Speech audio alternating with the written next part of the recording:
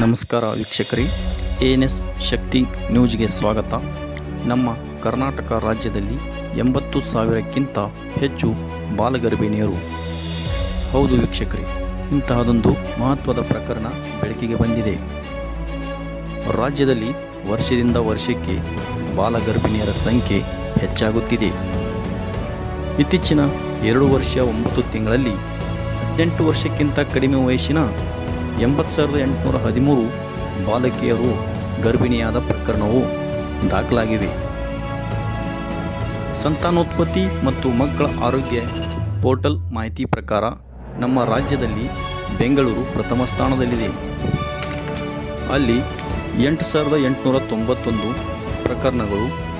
ಇನ್ನು ಬೆಳಗಾವಿಯಲ್ಲಿ 8,169, ವಿಜಯಪುರದಲ್ಲಿ 6,229, ತುಮಕೂರಿನಲ್ಲಿ 4,282, ರಾಯಚೂರಿನಲ್ಲಿ 4,100, ಮೈಸೂರು 3,952, ಚಿತ್ರದುರ್ಗ 3,448, ಕಲಬುರಗಿ 3,383, ಹಾಸನ 2,525, ಬಾಗಲಕೋಟೆ 3,385, ಬಳ್ಳಾರಿ 2,677.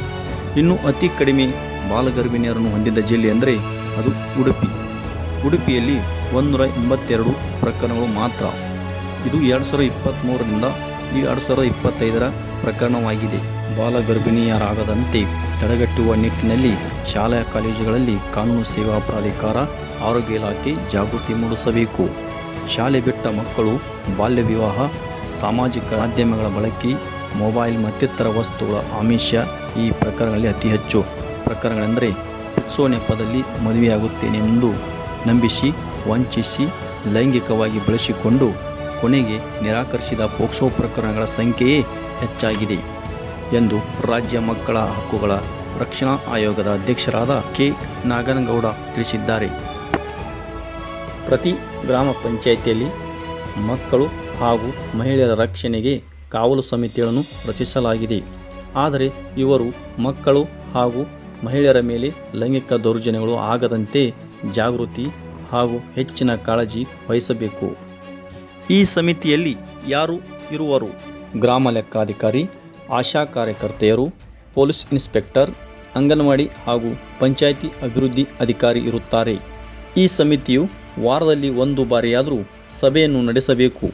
ಬಾಲ್ಯ ವಿವಾಹ, ಬಾಲಗರ್ಭಿಣಿಯರು ಮತ್ತು ಮಕ್ಕಳ ಮೇಲೆ ನಡೆಯುತ್ತಿರುವ ದೌರ್ಜನ್ಯಗಳನ್ನು ತಡೆಯುವ ನಿಟ್ಟಿನಲ್ಲಿ ಚರ್ಚಿಸಬೇಕು ಹಾಗೂ ಜಾಗೃತಿಗೊಳಿಸಬೇಕು.